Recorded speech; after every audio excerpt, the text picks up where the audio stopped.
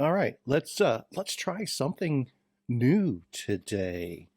We recently sent out our 2023 bikepacking survey, and the response rate was fantastic and actually quite exciting. We'll be going over those responses you provided, including some parts we were really happily surprised by. Not gonna lie, we definitely identified some gaps from our end that we need to care for better. So we'll also be touching on a good bit of that during this chat.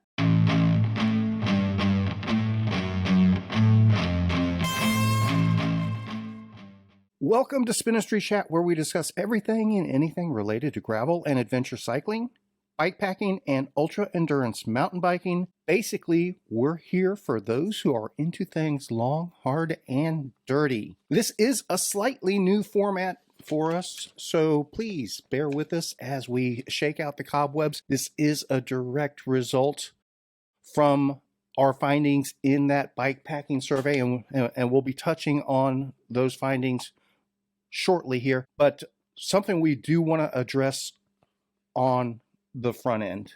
A lot of the responses we got back from the survey definitely identified some gaps that need to be cared for from the adventure cycling and bikepacking and gravel things. And they're things we think we can care for some ourselves and help along that. I'm quite certain that anyone that watches this video or listens to this podcast will be able to come up with some ideas of their own. But there's some fundamental stuff that we want to touch on just to make sure everybody's on the same page of what gravel and adventure cycling, bikepacking, ultra endurance mountain biking. There's some fundamental stuff in the mix that we want to make sure everyone's on the same page. So I think of these as gravel and bikepacking minimum capabilities, at least from a Spinistry perspective. That's one of the beautiful things about gravel and adventure cycling. There's a gazillion ways to do this.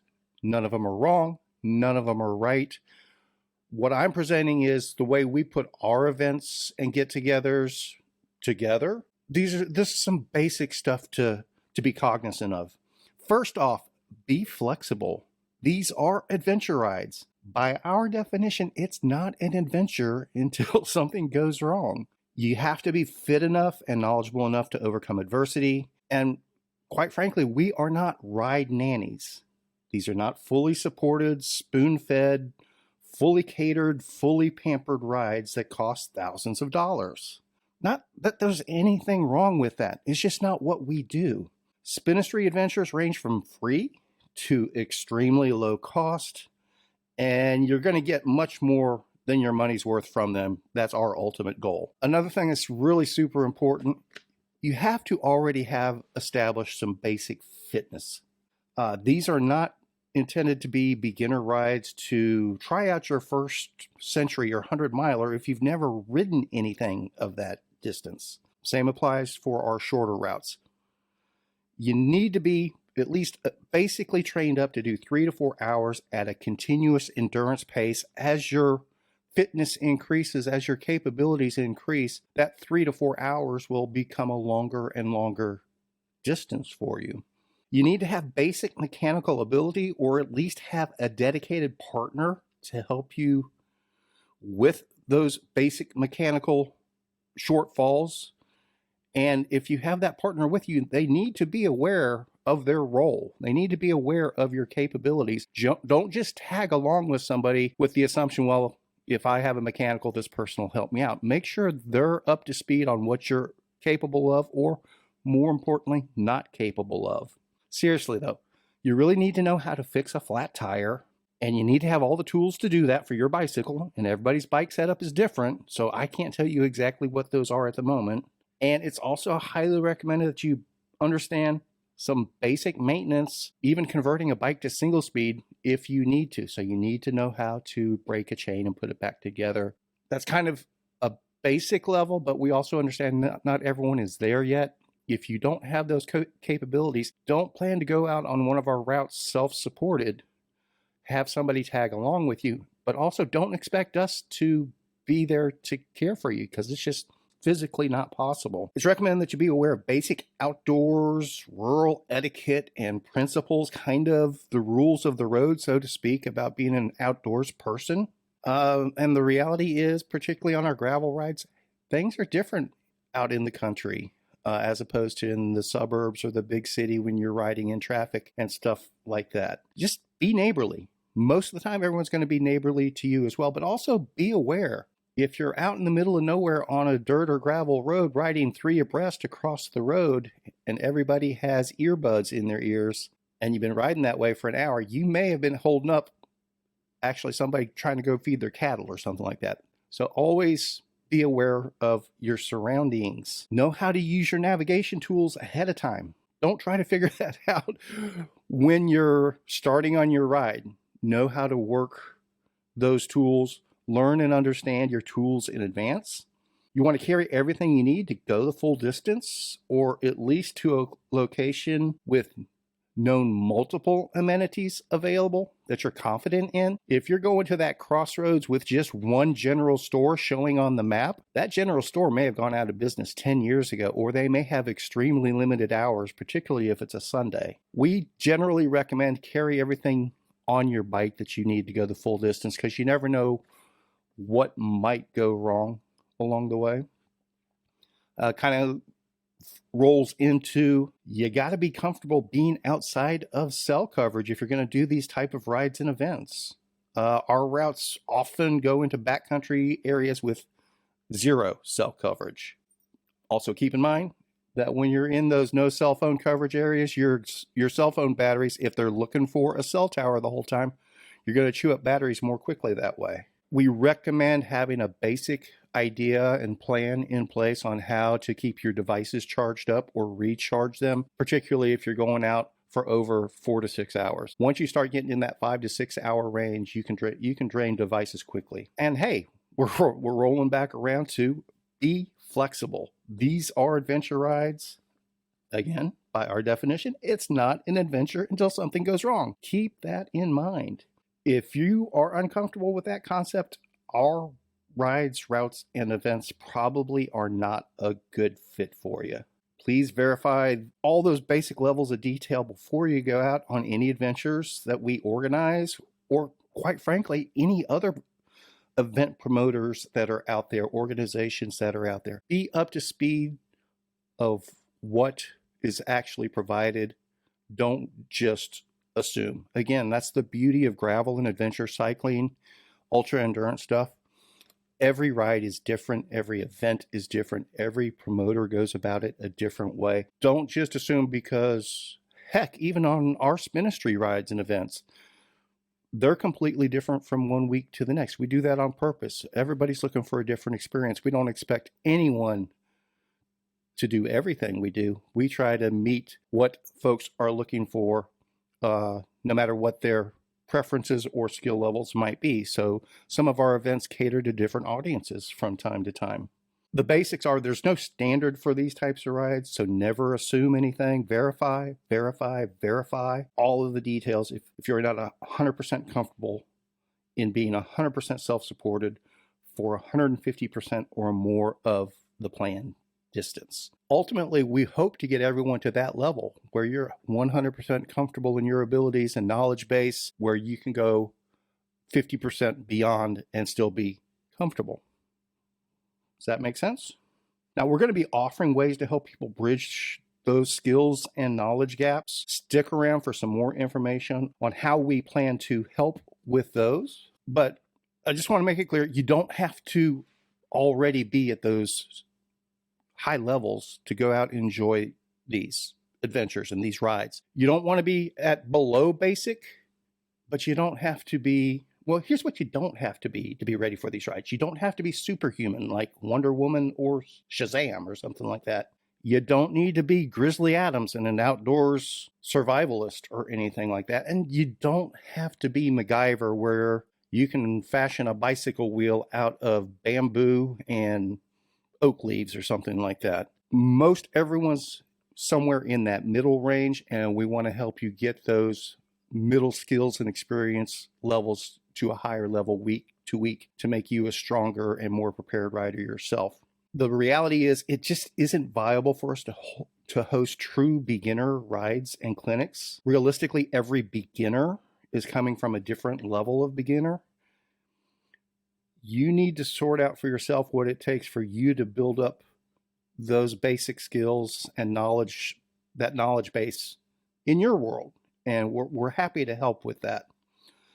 Going forward, we will be posting videos and podcasts that will help with that basic skill building and even higher than basic. We definitely welcome your feedback on where to start with that content. We encourage folks to search out events and organizations who truly specialize in those beginner events and get-togethers. If that's what you're needing, there's people that are providing that. And whenever they come to our attention, we will share that information. It's not a realistic expectation we just don't have the bandwidth or the manpower or the resources to care for a true beginner clinic, generally speaking. Maybe somewhere down the road, we will be able to help more along those lines. It's just not something that's in our quiver at the moment. Now, that said, each month we're going to be hosting in-person events that do give riders of almost every skill level the opportunity to build their experience and those knowledge basics. These gatherings are meant to be completely inclusive.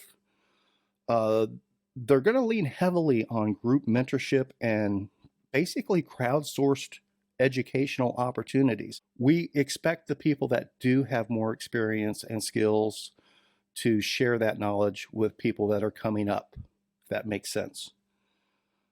Now, please keep in mind that we all learn along the way from every trip we set out upon and the obstacles we overcome during those trips. We just never stop learning. After the survey results, we will go a bit in depth on the format of an upcoming get-together that we have planned to kind of better illustrate that. Without further ado, let's go ahead and get into some of those survey results. So the survey itself was down and dirty. It was quick, fairly high level, but trying to find those universal things.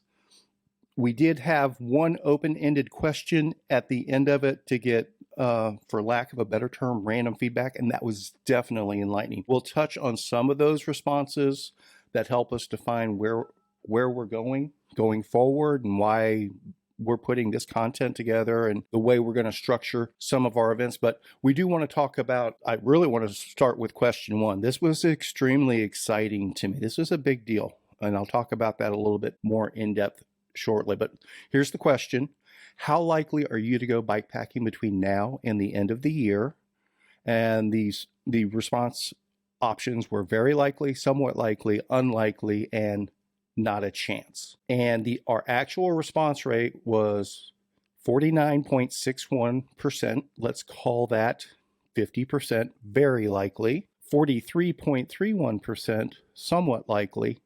6.30% unlikely, and not a chance. There was one random response. This is super exciting for me, and let me explain why. Basically, for lack of a better term, the very likely and the unlikely ratios have flip-flopped in the past couple years. Yeah, I get it. A lot of people are going to go, well, Kevin, this is people that were filling out a survey for bikepacking, so obviously they're bikepackers. That hasn't been the case for the past few years, quite frankly. There was definitely an interest in bikepacking, and people were getting up to speed on it and building some knowledge or getting familiar with it. A lot of folks weren't actually doing it. So it was realistically probably in the 10 to 20% range where people were very likely when we did this survey a while back. And most people, or a huge chunk of them, I should say, were unlikely to do a bikepacking trip in the next several months. The somewhat likely, the middle ground, that's probably pretty close. It's probably always been in that 40 to 50% range, right where it is. But that flip-flop from unlikely to very likely, that's really interesting. That's really exciting. I think we've bridged that gap from curiosity to actually going out and doing it. I think that's a big step in the community, and I'm very excited to see this. The next question: which months of the year are you most likely to go bikepacking? And this is a select all that apply. So, people didn't have to choose just one month. Basically, we were looking for which months they don't want to go bikepacking. And this is definitely going to be a Texas-centric response crowd. So the responses will coincide with Texas weather, generally speaking. I'm sure there's a few outliers in the mix. But we'll talk about the number one month. 84% of the respondents said October is their ideal month to go bikepacking, or their favorite month, or one of their favorite months to go bikepacking. That's the biggest one by far. So October is the number one month. And just to let folks go, here's our commercial for this production. Our RAT 1000. Hey, it's in October. That's an excellent opportunity for just about every level of bikepacking, adventure cycling, multi-day skill set that people might be looking for. So keep that in mind. We got October covered for you. April was a very popular month. November was strong. So we'll probably look at throwing something really special into November going forward as well. We have time to put that together. March is strong.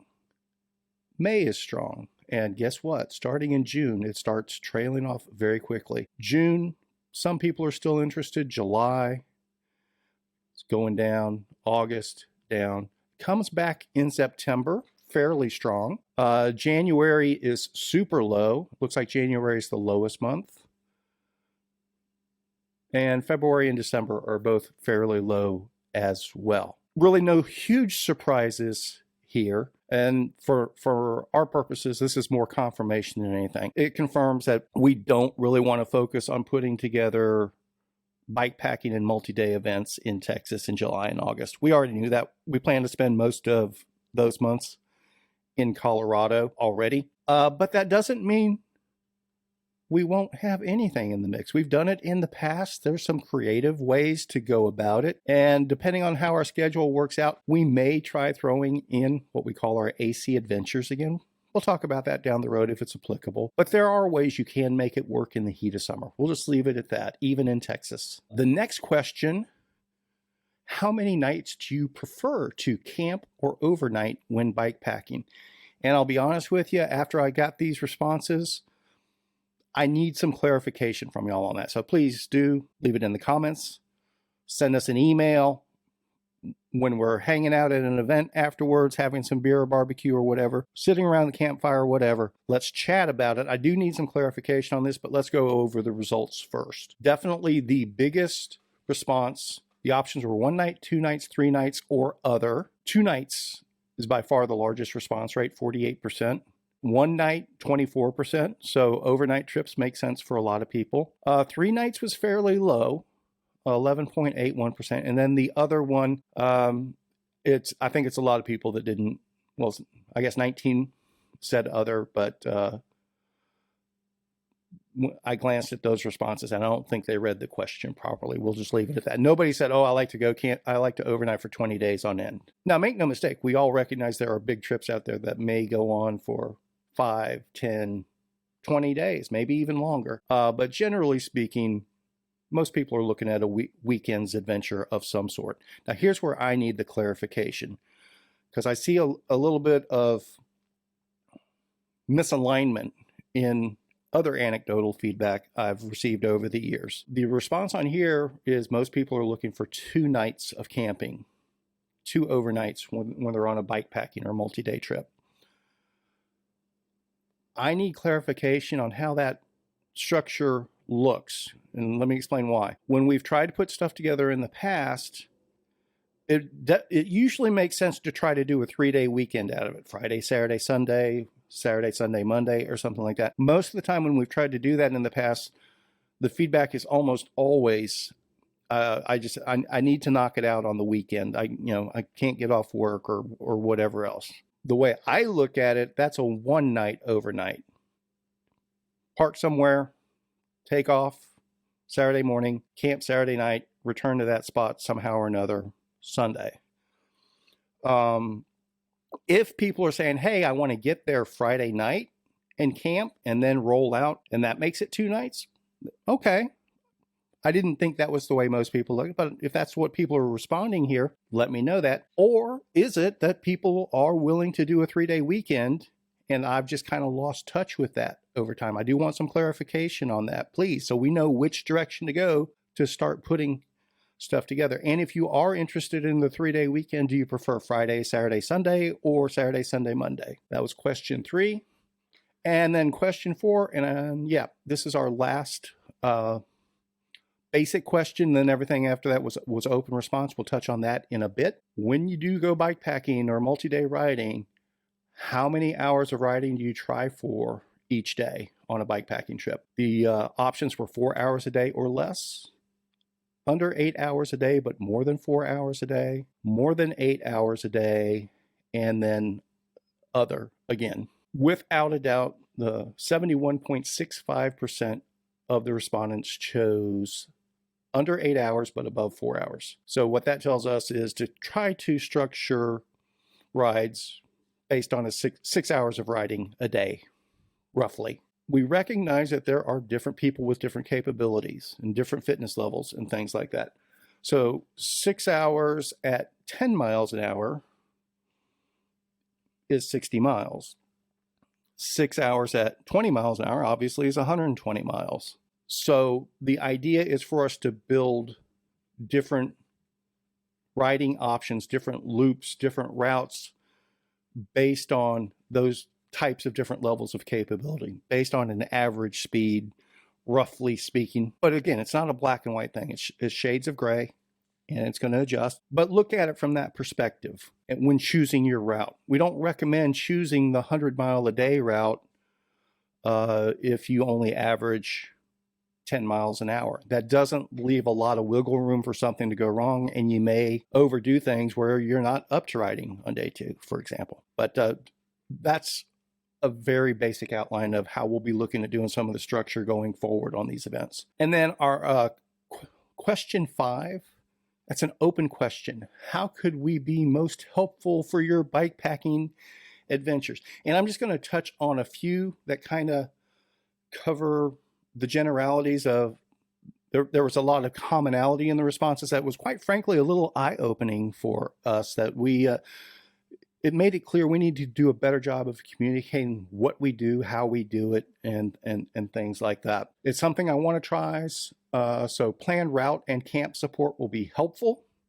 Well, we definitely do those things. Not every ride with the camp support, but we do occasionally offer supported rides and semi-supported rides and things like that. Definitely planned routes.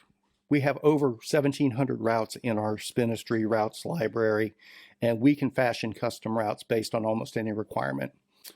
Next one, provide routes and points of interest with GPX download for solo and events around the big state of Texas. So there is a social element to it. Hey, that's right up our alley of what we do already. And if that's not clearly obvious to everyone, we need to do a better job of sharing that. Share routes, camping spots, gear. Definitely routes and camping spots are a big part of what we do. We also have, we do have a stock of, for Club Spinistry members, bikepacking bags and gear and assorted odds and ends. If you're a little bit short on your pack out, we can possibly make arrangements to get some to you. Organize routes and stops.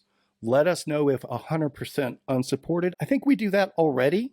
I mean, again, we do obviously organize routes and stops. And when it's 100% unsupported, we definitely let you know. But going back to what we were talking about earlier, don't just assume, never assume that an event, just because maybe we did one event that worked one way, don't assume the next event works that same way. Read the details. You'll be absolutely shocked how many people will send out an email notice, say, hey, check out this event we're doing, with a link, and it goes to the event page and all the important details are right there in the first paragraph. And the number of people that just send a reply, what time does it start? Where is it? What day is it? Is it supported? That's all stuff that's right there on that link. Please do digest that information. If it's not crystal clear on the page or we don't do a good job of explaining it, we'll address that. If you say, hey, I looked for this on the page, didn't see it. Oh, okay. Maybe I forgot to put that in there, or maybe it needs to be better organized in the information. Would love to join some organized trips to try new routes and meet new people. And yes, we do that already. Now, what I'll be doing going forward is we had 64 people that gave these individual open question responses, and there was a lot of good questions in there, a lot of good information, a tremendous amount of fantastic feedback. And we're going to actually use those responses to help drive this content going forward. Other videos, trainings, build events around, specifically around some of the feedback, things like that. So thank you for definitely getting that information back to us. And along those lines, we're going to transition to what our next event is that we think really, this was already in place before the survey. So I don't want it to sound like, oh, hey, we got this information from the survey, so let's throw this event. This is something we already had in place. And this goes back to why I was saying, wow, a lot of people don't know what we're doing, because a lot of the things that were brought up are right in this event right here. We're talking about our Mad Dog 2023 from Lake Whitney. That's Saturday, May 6th weekend. And we have options for just about everyone. Everything from the full gravel racer types. We have a 110-mile single-day race. We have an 85-mile single-day race, and we have a 52-mile single-day race. That's traditional gravel racing right there. If you're not a racer, but you want to go out on a really cool gravel route in a really pretty area, and I was down yesterday verifying some of the routes and things like, it's absolutely gorgeous down there right now. If you're not the racer type, but you just want to go out on a good route with marked routes, water tables along the way, where you know there's going to be stores along the route and things like that. We do have a non-competitive option as well. You can ride any of those distances. We also, a common request is camping.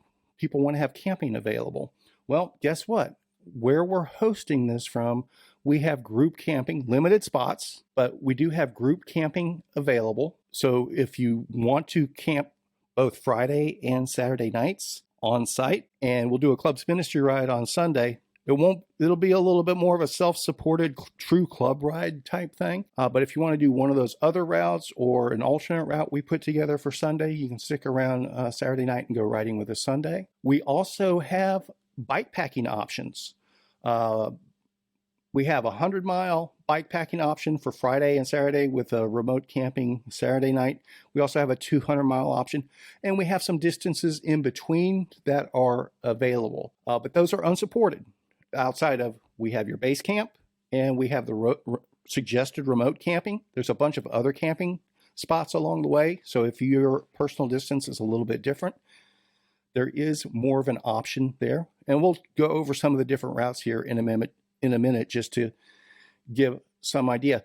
But here's the thing that's really cool about this particular event is a lot of the feedback we get from people, particularly around bikepacking, is, hey, I don't have all the gear, or I've never been camping, or I don't know what I need to do, or anything like this. This is a fantastic opportunity, not specifically to try out bikepacking, but to try out camping and get familiar with camping and what it takes to do that, and ride your bike on the same weekend and things like that. Because what this does, it allows you to go ahead and work with that camping gear you may already have, or what you can borrow, or realistically what you can pick up at Walmart or Amazon for probably less than $100, $150 to get through a weekend and try out camping and find out what you need to work on going forward. What doesn't work for you, what does work for you, what you're comfortable with, what you're not comfortable with, and do that in an environment of other people that have gone through the same thing and learned the process, and they're already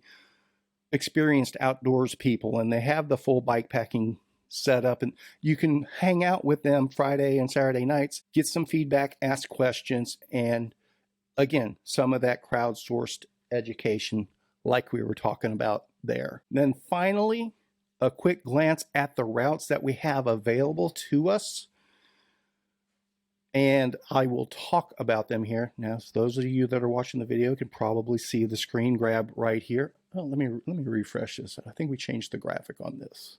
There we go. So what I'm going to do here, show all on the map. So these are all the routes that we have available from the area. We have everything from a 27-mile, we'll call it a beginner route, stays fairly close to camping, goes through a decent sized town, up to a 200-mile bikepacking loop, and then a wide plethora of options in between. We'll expand this. Let's see, throw some terrain on there. There's actually, particularly the long distance riders and the bikepackers, you have some interesting stuff. So that's a quick glance at the different routes we have available to us. And if you're not available to join us specifically this weekend, May 6th weekend, what we'll be doing is making all of these routes and the details around the points of interest and the camping options and things like that. That will be available free of charge to all Clubs Ministry members in a consolidated format going forward. We'll be doing this ride again next year as well. But if you want to go out and do it on your own, you're welcome to do that. We'll also make it available at a nominal cost to non-Clubs Ministry members. So that's our wrap up based on the survey information, and we'll be sharing more learnings and details going forward as well. Thanks so much for joining us.